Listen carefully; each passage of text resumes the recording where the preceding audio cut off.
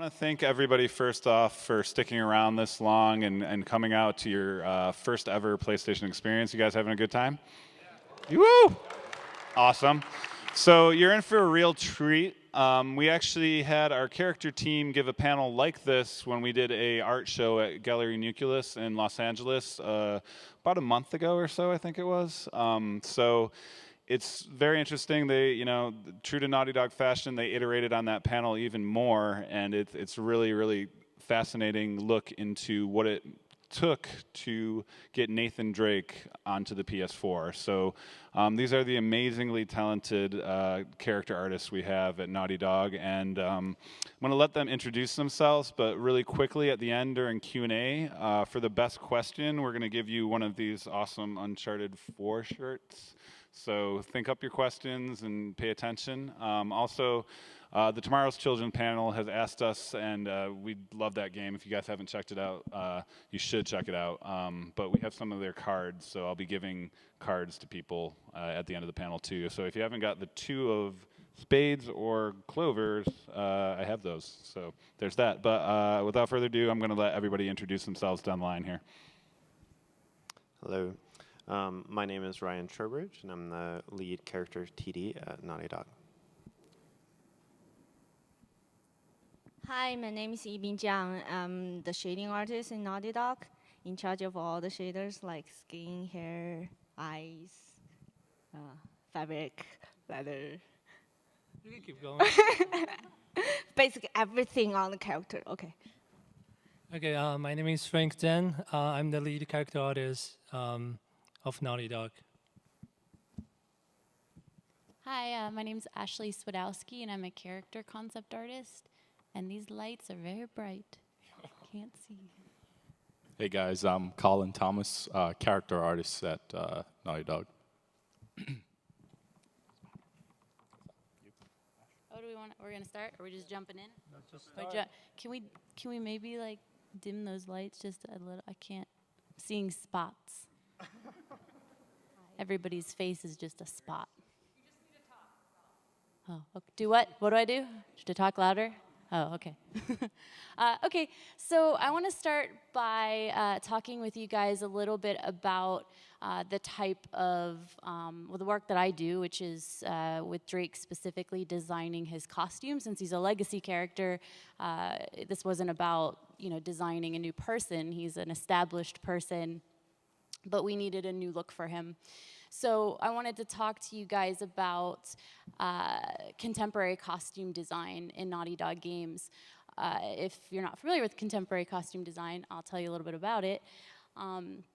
It's clothing basically that you're wearing right now. It's stuff that is familiar to us. It's clothing that exists in the present. And it's stuff that we're very critical of because we wear it every day and we look at people wearing it every day. So unlike, say, designing a character that's wearing a corset or, swashbuckler boots or things like that, we're a little bit more accepting about whether or not it's, based off of a true design or, if it's historically accurate, because we're not familiar with it really. It exists outside of our time frame, and we just don't know. So in Uncharted and in The Last of Us, we focus on stories that take place in the present. And in the case of The Last of Us, some years in the future, but we still use clothing that's very familiar so we don't distract from the story itself. So Uncharted was no different, Uncharted 4 specifically. I want to ask you guys, when you think of movies like The Bourne Identity or characters like Jason Bourne or Luann from No Country for Old Men or Selena from 28 Days Later, can you guys picture in your head what their costumes look like? No, probably not. And that's good. That's actually a really good thing, and it's intentional because the costume designer doesn't want you to focus on the clothing. It's not important, and if you are focused on it, it's bad costume design. So, oops, sorry. It worked anyway. So creating costumes for contemporary characters can be very much more complex than designing for a period picture. With a period film, the look can be researched and reproduced, and an audience will often be more accepting when clothing is not familiar to them. So you guys can see there's Jason Bourne. Is he wearing what you thought he was wearing? Does anybody have any ideas? Glenn from The Walking Dead. Guy from Interstellar. I don't remember what McConaughey's character's name was. And so on. All right, so I'm going to start by showing you guys some really early iterations that we did on Drake's costume. They're very simple, but keep in mind that that's what we were going for. Hello? No, that's the wrong slide. What happened? I'm going to go here. I'm clicking that one. There we go. There he is.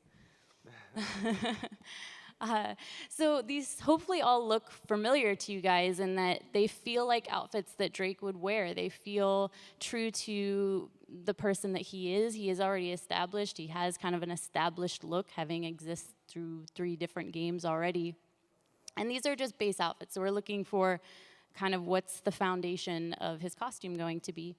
So none of these are the final piece, but they're all kind of, pieces were taken out of them. And, we had discussions about, we know that we're visiting Drake when he's been out of the game for a while. So that may mean some passage of time. How can we reflect that in his clothing? Is he still just running around in jeans and a white t-shirt? Or has he evolved a little bit beyond that? Doing all right? Just click here. Same sort of thing with the holster design and pouches. Anything that we were going to stick on Drake, we really wanted it to be very simple. And again, to not distract from the head model, the actor's performance, the mood of the scene. So we did explore some different things. You can see, like, the second one especially is really complex, and it's interesting, and it's kind of cool, and it'd probably be fun to cosplay, but, we didn't go with that because it didn't serve the function that we needed, which was to create, a very filmic, cinematic game with filmic and cinematic characters. So here's our final Drake. This is what we went for. We were looking for something that felt like an adventure. To me, there's some Indiana Jones laced in here. It may not be obvious where exactly, but it definitely has that feeling to me. We settled on a really simple holster, really simple pouch, and then, we get to accumulate cool things throughout the game, guns and stuff like that. So, he does get some more add-ons, but even with that stuff, we were really focusing on how do we keep those things subtle and really not have them steal the scene. When Drake is having a serious conversation with somebody, do you really want to be focusing on, a big neon thing strapped to him or whatever it would be, grenade? So I'm going to go ahead and pass it off to Colin, because at this point, once we have an approved concept, I'm going to be working with Colin and passing him finalized concepts, as well as reference pictures of materials and whatever I can help him with so that he can turn this into, what you end up seeing in the game. Hey guys. So I think, as Ash mentioned, one of the challenge of this guy was to upgrade him or update him from the previous game. And for me particular, it was the outfit. It's not right. For me in particular, it was the clothing, and how do I update a legacy character and make it feel more natural and just more natural in general. One of the challenges for that was definitely, in the past, we had to sculpt these things by hand, and we still kept a lot of that sculpting by hand, but what we did was we incorporated a new program called Marvelous Designer. What that allowed is, it allowed for us to get really natural draping on characters, and I think even before I get into this stuff, the first thing we did actually was we would get a concept sheet describing the materials and the a reference sheet, I should say, describing the materials and all the properties of his fabric. Here's the wrinkle that I want. This wrinkle, Colin. Sculpt this wrinkle in this picture. Yeah, or like what level of distress should the clothing be? You know, is it really dirty or is it like muddy? And this stuff obviously is also taken into consideration later stages, you know, of the game where he will be sliding around and running through jungle and getting dirty and messy. So, and all that is not in this slide, but we do have a reference sheet where we get a lot of that stuff laid out. So yeah, I would then take that and I would basically start modeling the character. So as you can see here, I modeled like his holster and his shirt and all his pouch and his pants and everything, and we just kept going back and forth in terms of, is this the right feel for Drake? Does this, you know, is it form-fitting enough? Is it too baggy? Like, we went through a ton of iteration where, you know, it was too loose or certain folds just didn't feel like Drake. Even the half tuck was a definite challenge, you know, to get right, because we had to take in consideration, you know, is it the right shape? Is it stuff like that. Is really interesting. So from that, I then take this into our sculpting program, and I added a lot of wrinkles, and I made it more high res. You know, I added, you know, all the little details like the on the holster you have like the little holes, and you know, just everything in general to try and get the materials to feel right. So here a thing that we did also was that you don't see a lot of detail in terms of the fabric detail, and that's because we had another process that came on board like as we were developing Uncharted 4 in general. In the past, we would normally put a lot of the fabric detail and stitching in the actual sculpt, high-res sculpt, but instead this time we decided to do it through shaders, which gave us higher res textures, it gave us higher res fabric details and stitches that we couldn't have in the past. So here's more shots of the clothing. And this is his full body. And again, you can kind of see like we took in consideration the folds on his clothing. And, you know, is it too tight? Is it the right, you know, level of detail for Drake in terms of like, does these folds fold weird in certain areas, and just things like that. Like even the fold on the back of his shirt was intentional. And if you look back, if I could go back on the original concept, like a lot of that stuff was defined in the concept, and we took that into consideration. We're very concerned with folds. A lot of our time is spent talking about folds. Also, when we're doing this, we need to take consideration because for the later pipeline, it will be rigging. Yeah. And yeah, absolutely. So rigging, which he'll get into later, we have to consider certain things like, are these folds, because initially this had a lot of fold around the knee area, and we have to take in consideration, you know, what that would look like once he start bending and moving around. So, and around the arms, and just in general, everything had to work for rigger, which is the next person in the pipeline. So let me move on to another. So here I'm showing actually some of the details on the stitches that I mentioned earlier.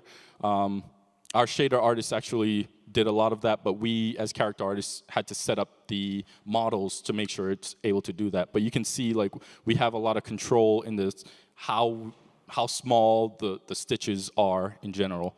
You see here. Before, if we really compare with last gen, how did they do their texture work? All this detail, they will basically paint it into the diffuse, which is the color map. Right.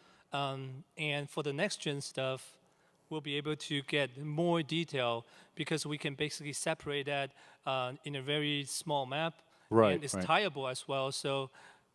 Right, yeah. So a lot of that stuff we were definitely able to handle in shader as opposed to sculpting it into the high res, and that helped a lot to maintain from as it goes in game to cinematic the same level of detail. So nothing drops in terms of detail level once it gets into the game.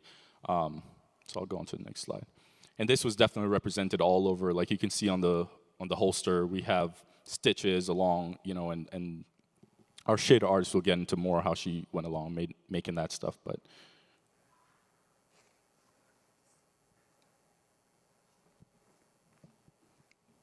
showing some more images of that.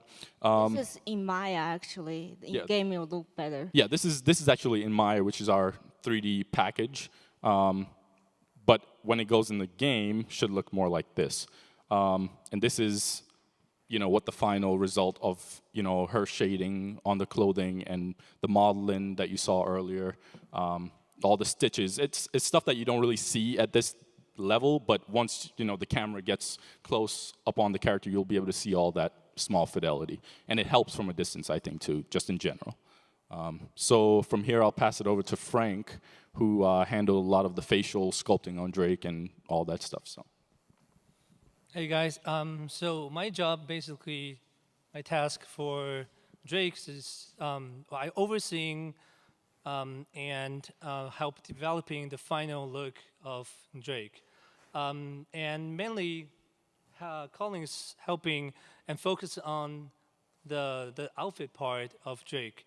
And at the meantime, I was doing the facial sculpting, the expression, the wrinkles, and the arms as well. And we all work on the hair together. So this is one of our render in our game engine, just a screenshot. But I can't really zoom in right now. But if I zoom in, you guys can see all the detail on his outfit, holster, skin pores on his face as well.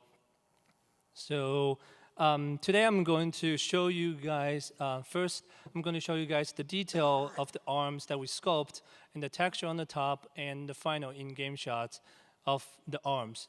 And also we did different poses because sometimes when you bend your wrist or you holding your fist, like your knuckles will pump out, all that kind of detail, we need to put it on a different map. So when Drake's actually punching people or holding a fist, you can show more detail on the top of it.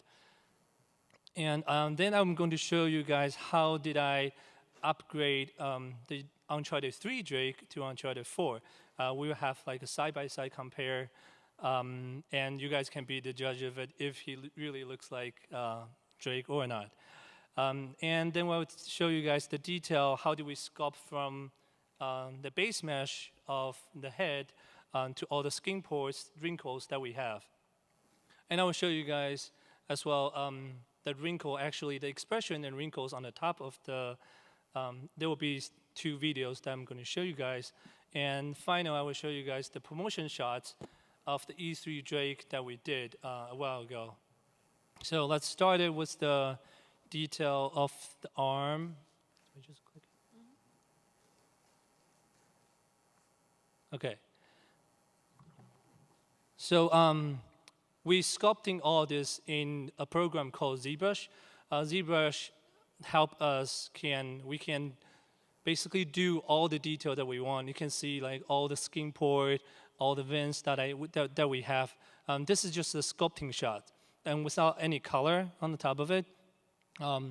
So you can see what I mean by when you're holding a fist, the knuckle part will pump out a little bit more, and when you get it flat, you can see all the veins, like this part, like the bone part on the top of it. And when you bend your wrist, you can see like the wrinkle just folded on the top of the skin. Let's go to the next one. So this is one of our just in-game, we just basically imported our arms in-game and put the maps in. For sure, Ibin did a fantastic job on the skin. So this is one of our final result of Drake's arm. And this is another close shot. You can even see like the detail that we put on, like around his fingernail is some crack, there's some damage. We try put all the detail in to show you guys the environment and the moon he's being in. And this is kind of our final render for the Drake arm. And you can see we will be able to even put all the arm hair on the top of it. And for the rigging side, Ryan, who's our lead rigger, will show you guys more interesting stuff on the hair, how the hair moving and stuff. So next, I'm going to show you guys, focus on the head of Uncharted 4 Drake.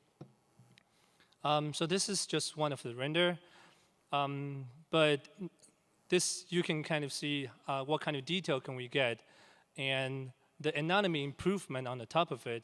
And okay, you can also see all the details on the hair, the eyebrows, and the stubble, the beard that we can be able to put in. Here is just a comparison with Uncharted 3 to Uncharted 4 Drake. This is just flat lighting. There's really no lighting in Maya. So you can see with no lighting, they both have no lighting. You can see the differences between these two. Obviously, I hope you guys will think Uncharted 4 Drake look more natural, look more realistic. But I'm going to talk about how did I, and here's some screenshot of just the sculpting part comparison. So you can see before Uncharted 3, we have some really sharp angle, like on the nose part, on the brow bone and all that stuff. And in order to make a more realistic Drake, we need to basically smooth it out. But at the same time, we need to consider that when we upgrade Drake, he still need to feel like Drake. He is already established character. He has his own feeling. He has own acting. You know, he has his own voice. You guys know him maybe better than us, since you guys are all fans. So at the same time, if we want to upgrade him, we need to basically take all this into consideration, and we cannot get too far away from the original model. And this is the challenging part, because I know this from a lot of other games. A lot of people, a lot of big studios are doing scans for their main characters. But it's not like we can do scans for Drake, because he's not a real person. We cannot actually just go out and grab someone and say, oh, you look like Nathan Drake, can we scan you and just make it him like our main character? We cannot do that. So what we do instead is, and we also want to keep our artistic feeling on how to sculpt models. We always want to that artists do their best instead of like just scanning stuff. So that's the other reason that we kind of just don't really want to use scan. Even if we use it, it's just for references, because when you really study like a scan head, you can actually see a lot of anatomy on the top of it. So that's basically what we did. And there's more comparison shots. You can see from different angle, although he's an improved version, but at the same time, he still need to feel like he's Nathan Drake. So we try to keep his feature and everything the same, or not too far away from the old model. And that's actually the most challenging part for me. And more screenshots. Here is how I kind of show you guys. We started from the really base mesh. So this is all pretty low res. You can see like all the square stuff on his face. So this all low res. And after this, we started putting like the secondary shape. We call the secondary shape basically your anatomy on your muscle part on your head to make it more real. So, and it will be more smooth as well. So that will be the next part. And the next stage will be just putting all the wrinkles, small skin details, skin pores on the top of it, which will be this. And then after this, we kind of just color on the top of it. So this will be the color version. Of course, you guys will see there's some cut of his forehead, because we wanted him to feel like he's wetter, he's older, he's been through a lot as well. And the next one will be this one of just screen grab from the in-game screenshot.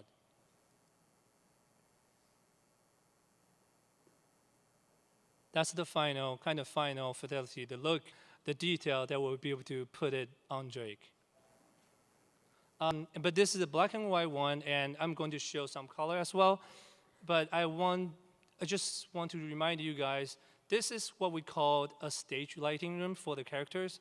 Basically, this is basically like a perfect lighting for us to show off our model.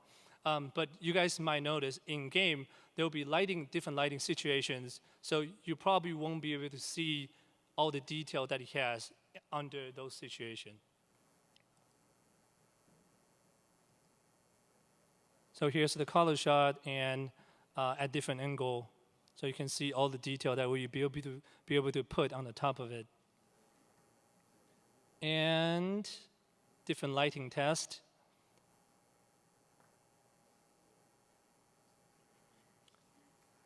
So right now, we're going to show how do we do the wrinkle map on the top of it. So we'll show some expressions, and can we play the video, please? Okay, so you guys can see he's making some expressions, but at the same time, you guys can see how do we do, like for example, like the brown, like nose wrinkler that's kind of angry face that we called. You'll be able to we need to put all the wrinkles in between to make it feel more natural. And when you smile, you will have really a lot of wrinkles on the top of it. You guys seem really enjoying the expression. Anyway, this is kind of showing off how do we, like what kind of detail in the wrinkles that we put it on the top of a model. So when the Drake make the same situation, like same expression, you guys will see all the wrinkles on the top. Now, can we play the next video? So this is actually just in-game. So you guys will be able to see all the detail, sculpting detail, the wrinkles will be transferred into the game that we have.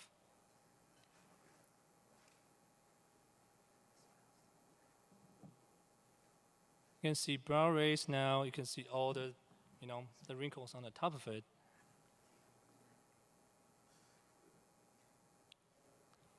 Okay, can we go back to the PowerPoint? Thank you. So the last one, I'm going to show you guys the promotion shots of the E3 trailer Drake that we especially made for the jungle Drake that we call.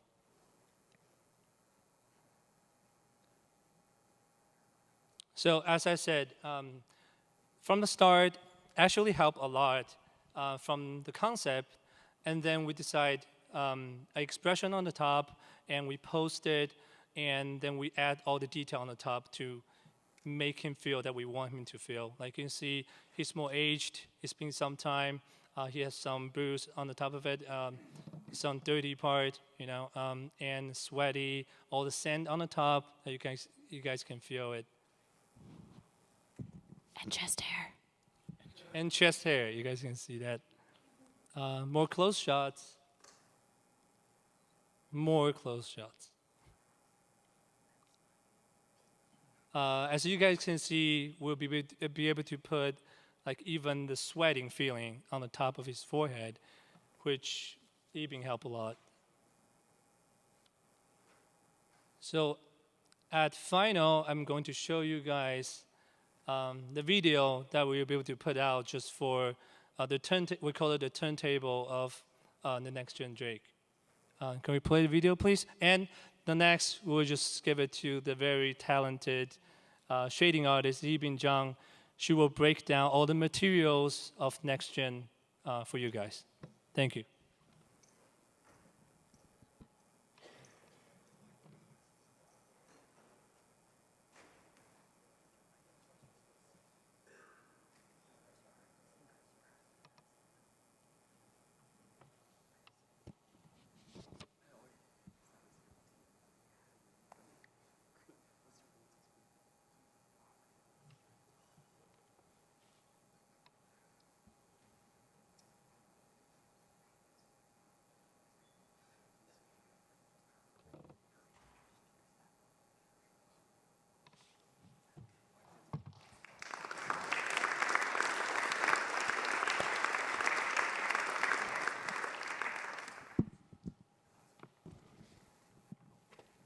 Hello, everyone. I'm Yibing. I'm working for all the shaders for Nathan Drake. And before I started to tell you guys what shading is, actually, I'm trying to ask you guys a question. Have any of you guys heard of the word texture? Raise your hand. Well, a lot of smart people. So any of you guys heard the word shading? Raise your hand. Seriously? Really? Okay, anyone can tell me what shading is? Okay. She'll tell you. Okay, that guy.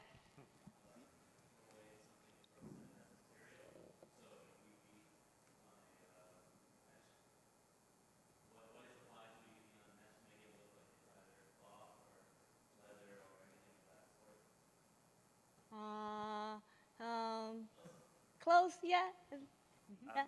I would say shading is adding depth to something. That's my easiest bottom line answer because that's really what it is. You're creating a shape. Adding Shape? depth through something. Depth? Adding depth, like sense of shape. Kind of. Yes. How the lighting react with the material and make it look realistic. Okay, I want to show you guys a video which demonstrate how the shading artists work in Naughty Dog. Can we play the first video? You can see some changes happening. We add a lot of stuff to make it look worse. Yeah, we're perfect before.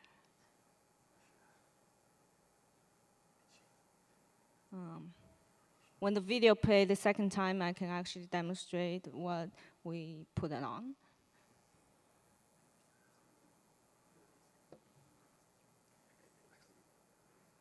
That's perfect, yeah.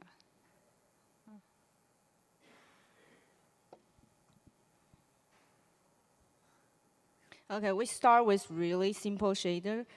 It look like plastic, and we make it look like fabric, and it's go too fast. We add some sand, add some agents, add some details, stitches.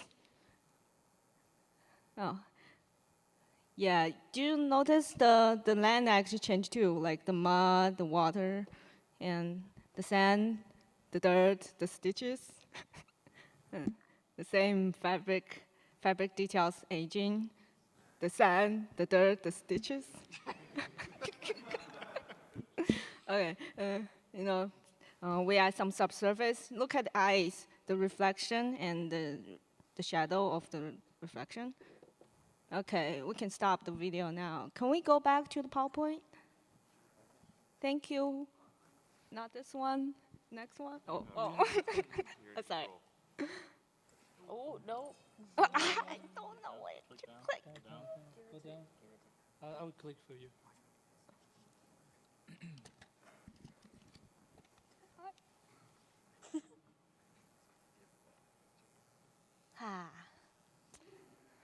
In order to get movie quality, we need physical-based shader. So now I can answer the question what shading is. Oh, I did answer before, I forgot. Oh, okay. I can answer the question like what's the difference between shading and texturing? And why last gen game didn't look like movie. You can see on the screen there are two pictures on each side. They're both taken in the same area, but the camera is facing the different angles. One is facing the sun, another one is not facing the sun. You can see the difference between the picture on the left and the picture on the right. Basically, your eyes is telling you what is look real, what is not when you rotate. For example, I'm facing the sun, his face look different. When I'm not facing the sun, if he's here, well, basically your brain can tell what is real, what is not, but the color of those images changes when the sun changes and when the time of day changes or when the camera angle changes. So So, but for next gen, for the last gen, the texture artists just paint those colors, what they saw on the textures, without consider what's the differences of like facing the sun or the camera angle or all those things. And this gen, because PlayStation 4 is more powerful, oh well, powerful. So we can actually add those calculation, which is really, really smart stuff. Yeah. You know, there's a bunch of rules about shaders. Over the year, there's a lot of really smart people dealing with it, like reflection, refraction, Fresnel effect, microfacet, and subsurface. I didn't know people actually take a picture of this. I thought you guys would think it boring, so if you guys think it's cool, I will add more stuff like this.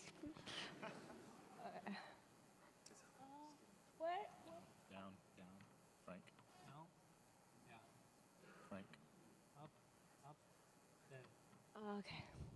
So in order to achieve the movie look, we have to reproduce all the shaders in our engine as close as real life. Nowadays, the movies, like the CGI movies, looks pretty much like real life. Why is it so hard for game? It's because I worked in movie before for like 3 years, and I know in movie they have like really powerful render farm. Some big movie studio have like that big of the room with all the machines, and then render all together for like 5 hours for one frame. But like for game, we have one console, and we have to render real time. Like when you play, it's render. So in order to achieve the real life look, it means we have to pick the most considered decision, like how we can achieve that.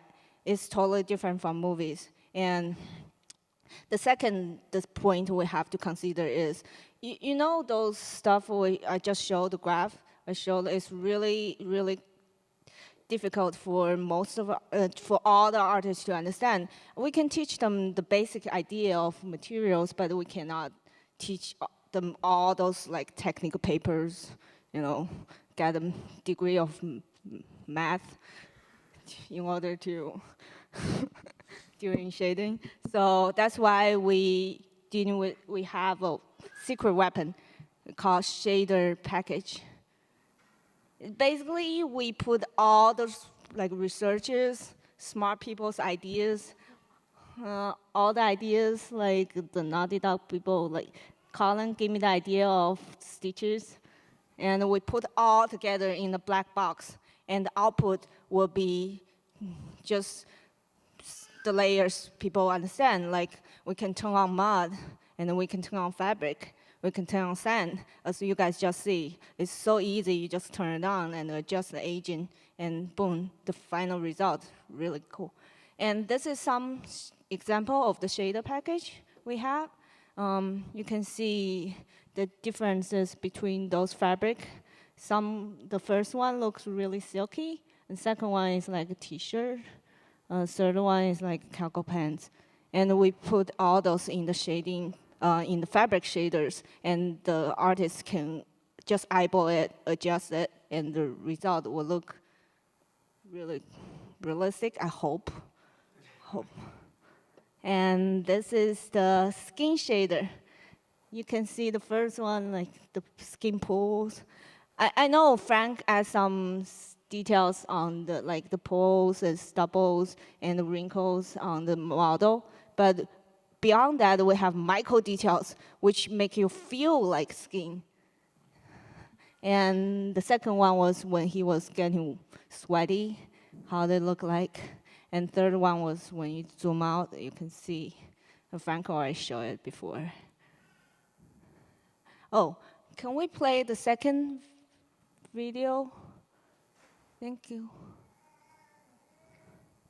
And this is how the artist can turn on different layers of materials.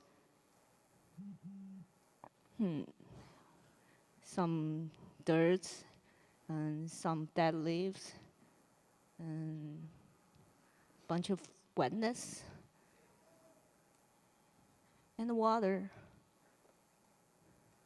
and down the fabric details, and we adjust the size, and then we make it adjust the aging of the fabric, add some small wrinkles, if you guys can notice, and some sand, and some wetness. Oh, stitches, yeah. The letters, we adjust the size of the letter detail, and add some wear and tear, and adjust the specular, and turn on the stitches. Turn on the stitches. Okay, yeah. Now we adjust the color of the eyes. We adjust the pupils, and we turn on the occlusion, the shadow of the lashes, and the reflection, and the eye look realistic now. Okay, that's me. And the next will be the lead character TD. We'll tell you guys how we make Drake move. Hello. So you can go ahead and play the first video. So as a rigger, I mainly focus on working with other artists and trying to figure out how to make Drake move and make all the aspects of Drake move. So me and my team put joints inside of the models that will actually let Drake's arms move, his fingers move, his whole body move. And one of the other things that we do is we look for every aspect that we can try to make Drake feel like he's part of his environment and all the things that move. One of the next gen things that we wanted to try to look at is how could we make his shirt feel like it was actually alive and part of the environment. So here you can see that the wind is blowing on Drake's shirt. This wind is actually the same wind that's affecting the trees and Drake. So when the trees have less wind, Drake will have less wind, and when they have more, so will he. Next video. So I wanted to show you that Drake also has wind on his chest hair and on his collar, and you can actually see how the wind affects him there too. We went to that much detail. Take that, NeoGAF. Next video. We all know chest hair, needs to blow in the wind. That's next gen stuff right there. Here is the hair of Drake also blowing in the wind. Each individual piece of hair actually has its own wind. You can play that video again. And the wind that affects the trees, again, will affect his hair. You can replay the video just one more time. No. So it's a subtle thing, intentionally, kind of like as Ashley talked about. We want every little thing that we add to be subtle, but to add life to the character, but not go so far as that it will make the character stick out and feel unnatural. One of the interesting part in this is actually the intensity of the wind also affect on Drake's hair. So when the when more get windier, and the Drake's hair will move more accordingly. So it's really cool tech that we have now. Yeah. All right, next video. So in this scene, Drake is getting thrown into the waterfall, and this enemy slams him up against the water, and this shows how the water actually affects Drake's hair. Not only when the hair leans over, the weight of his hair is actually leaning left to right by the gravity of his head leaning left to right. So you can actually see it's very subtle, but his hair is actually affected by even the position of his body and how his head's tilting left to right, and the shader on the hair also changes. So it looks like his hair's hanging down, so it's less poofy and more close to his head. Also get wet. yeah, got wet. I think Drake says something about that, something about Kitty got wet or something. Yeah. All right, next video. So in this part, I wanted to show off how the water actually affects his pants as well. It actually affects everything on him. So when he gets in and out of the water, it actually will affect the shader and make it more shiny and all the fancy stuff that Yibbing does to make it look awesome. Every aspect of these, often we're working back and forth with many other people, many other departments. So like the first with the wind, we have an artist that works also on shaders, like Yibbing, that his name's Andrew, and it works on moving the mesh, which allows us to do the wind. In this case, I think actually Yibbing worked on this, the shader. So next video. I also wanted to point out, even though this isn't Drake himself, but Drake is affected by the environment around him. So when he is, oh, no, sorry, this is a different thing. This is where when the water actually hits him, if he goes under the waterfall, it's really subtle, but the water seeps into his shirt, and very, very slowly. It's a pretty cool effect. It's very subtle, but if you pay really close attention, and you fly the camera up close, which you can't really do in game, but you can actually see as the water seeps into the shirt, which is really, really cool. This actually happens in the demo that you guys saw, if you saw it, which I hope you did. Okay, the next video. So this I was going to point out, as Drake walks around, he is affected by the plants, or he affects the plants, I mean.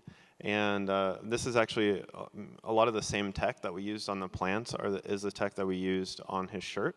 And that was, the plants actually inspired Drake. So when we saw how the plants were moving, that was actually what got me going over to the artist and talking to him, being like, how could we actually do some of this stuff to affect Drake's shirt and try to make him be moving in the wind and things like that, like the plants. Okay, next video. In this video, I wanted to show you how this is Drake, Uncharted 3 on the right, and Drake from Uncharted 4 on the left. And I wanted to show you how much we've improved on the expressions, show you side by side the fidelity and detail that's gone onto this.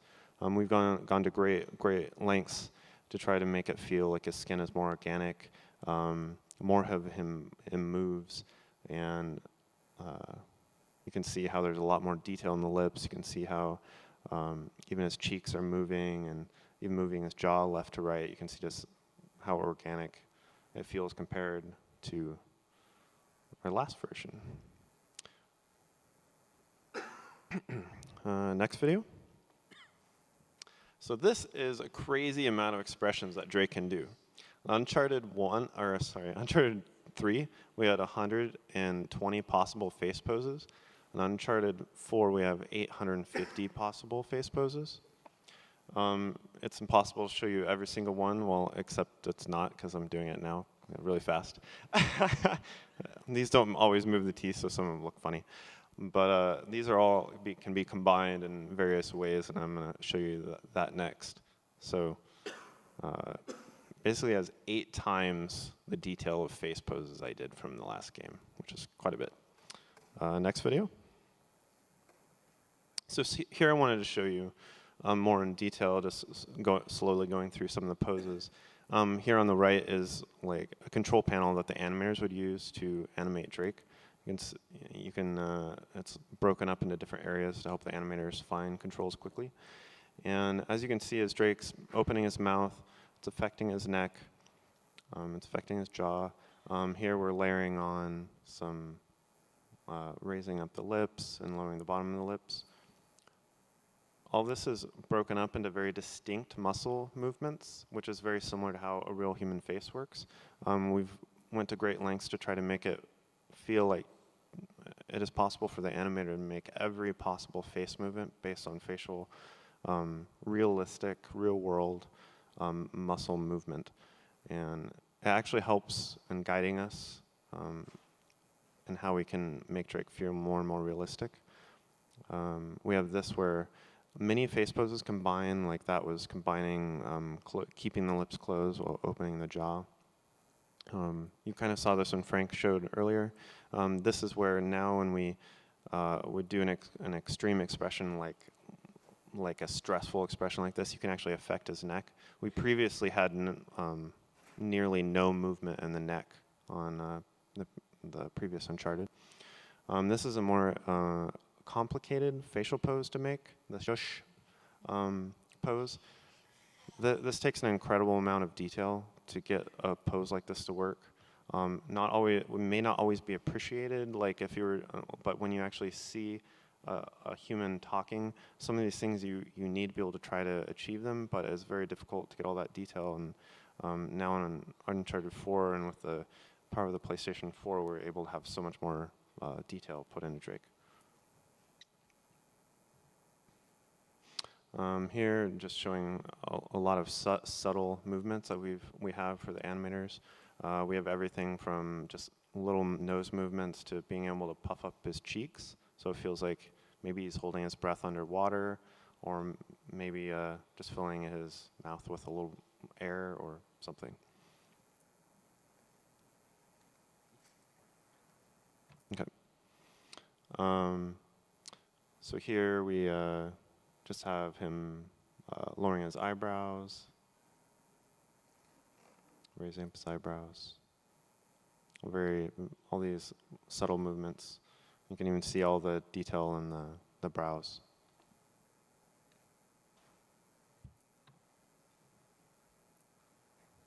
So the wrinkle map that I sculpt will go on the top of this mesh, basically. So to make it feel more alive, feel more natural when he is doing the expression.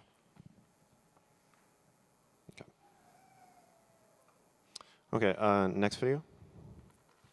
I want to show this real quick. Basically, also when we move the eyes, the animators basically can move the eyes around, and all of the eyelid movement is automated. So it makes it very easy for the animators to get their initial pose, and they can even close the eyelids and then continue to move it around. You can see subtle movements of the eyes affecting the eyelids. All right, so that'll be the end of our talk. I'd love to show you a ton more, but we only have so much time. So if you guys have any questions, feel free to step up to the mic. Cool. We're going to have time for just a couple questions, unfortunately, here. Yeah, let's fire away here. All right, so I just wanted to thank you guys for your work. Drake looks great. And when I say great, I mean sexy. So my question is, when you're designing a character with Drake or any character you might have designed, is there a discussion on how attractive a character should or shouldn't be? This one? No. We'll definitely talk about, we'll have a lot of really detailed conversations about conventional beauty standards in games and, what makes somebody heroic versus not. So we definitely have those conversations. Funny story. I'm the first female concept artist to work on Drake, but I am not responsible for his low-cut Henley and his chest hair and his muscular pecs. That was actually Neil Druckmann that pushed that. So I just want to put that out. Someone's recording this? Sorry, Neil. Thank you. I have a technical question about when you were talking about the wrinkle maps. Are they specifically like multiple normal maps changing when it comes to wrinkles? Yes. To answer your question, yes, that's multiple wrinkle and normal map on the top of it. And also, what is the resolution of the normal map and textures and stuff like that? 1K. 1K? Okay. I think I'm going to hop in because the other panels I've seen have been going back and forth. So the topology on that model, that's gorgeous. Congratulations on that. It looked really good. So say I were to put in an application to Naughty Dog for an internship or whatever, what are the skills that you're looking for in a modeler specifically, just to consider even? Oh, this one doesn't work. Yeah, they're all hey. Oh, okay. Sorry.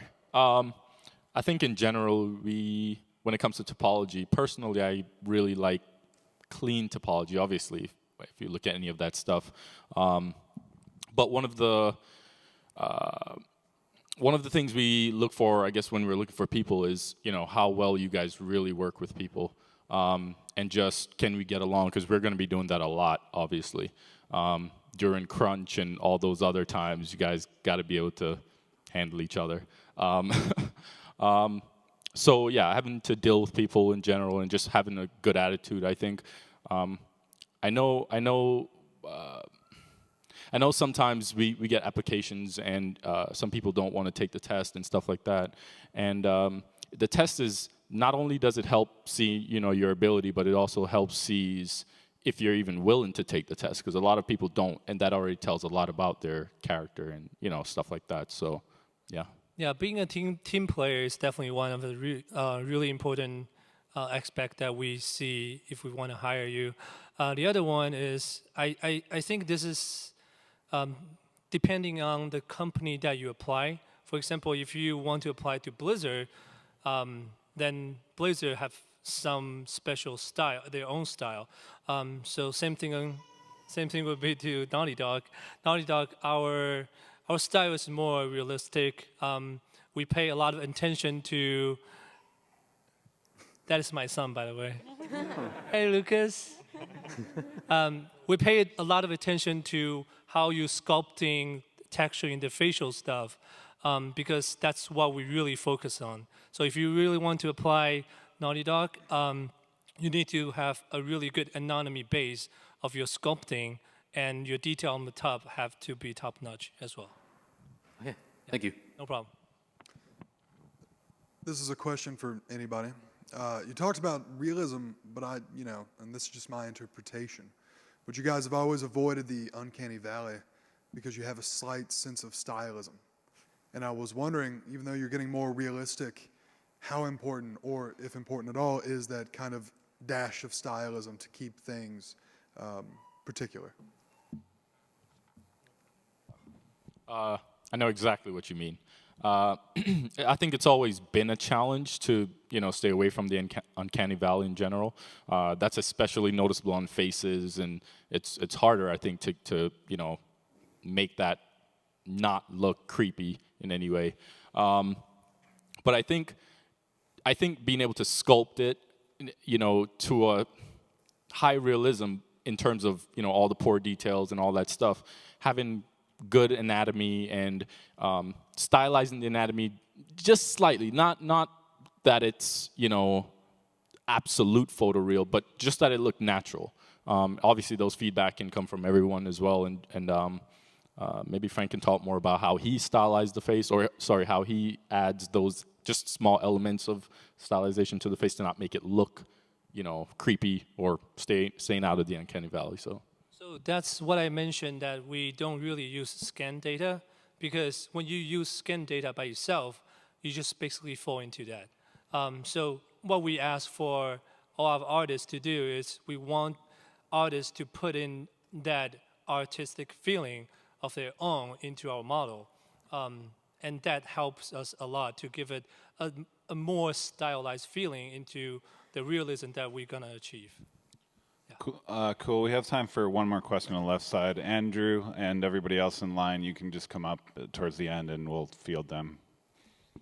How often has art and design been inhibited by technological difficulties? Like, how have you had to scrap a lot of good design or art elements because you didn't have the technology to work with it? Or conversely, have you had to write tools to incorporate really good ideas?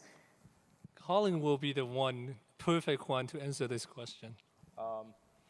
I think that starts obviously from the concept stage, meaning, are you going to add certain elements to the characters that we can't yet, do. We obviously have to speak with riggers and make sure it's possible to be able to do that kind of stuff. Let's say you want to add a jacket onto Drake. Like we need to know that we can rig it to move naturally and all these other things. So it starts from concept, then we have to make sure that people in the other pipelines can actually achieve it. But in terms of, there's a lot of things we can't do that we kind of have to scrap or rethink, based on technology and stuff like that. So I think in general, and that affects everything, not just model in general, which is what we focus on most, but that affects the actual game design as well. Maybe there's some things that we just can't do yet, like we want to make a mountain fall or something crazy. I don't know what's next in Uncharted, just saying. Yeah, so in general, it's always, balancing act. So. To be more specific, Colin is really talented, and we basically developed one technical point that we can actually make the clothing moving feel very natural. But just because some of technical difficulty that we have, all those ideas, even though we can kind of we know exactly how to do it, but we won't be able to put it in the game. And sometimes it's really frustrating, but as an artist in Naughty Dog, you just need to always work with what you have, because as a character artist in Naughty Dog, they gave us a lot of freedom to develop what we want to apply on the character, and we're really lucky to be in this company, and we really appreciate what we can do for the model. Thank you. Awesome. So thank you, everybody, for coming out to this. PlayStation